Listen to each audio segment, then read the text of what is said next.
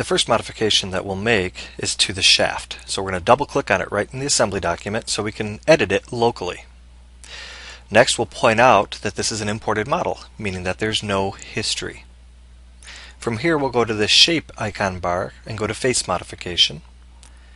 We're going to set a direction, and now we're just going to window select the faces that we want to modify. And here you see a dynamic preview of those faces being modified.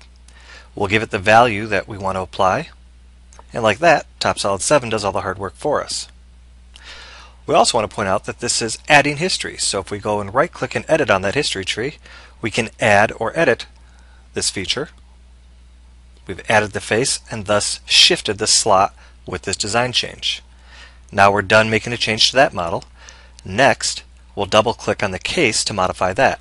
And again, this is imported dumb data. In this case, we're going to try and modify the diameter of the 4 drillings. So we'll select all 4 of them. Then we can just double click on the balloon that was created by the software, modify its value, and validate. Like that, we've modified the 4 drillings and history has been added to the tree.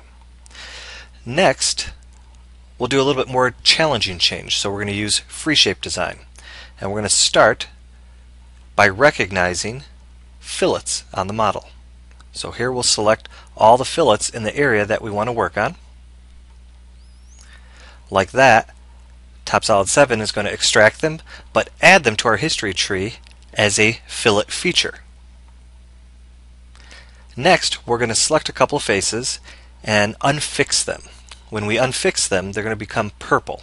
So next, we'll have to constrain them, which we can ask the software to do automatically for us. Finally, we're going to go ahead and add some driving dimensions to these 3-dimensional faces.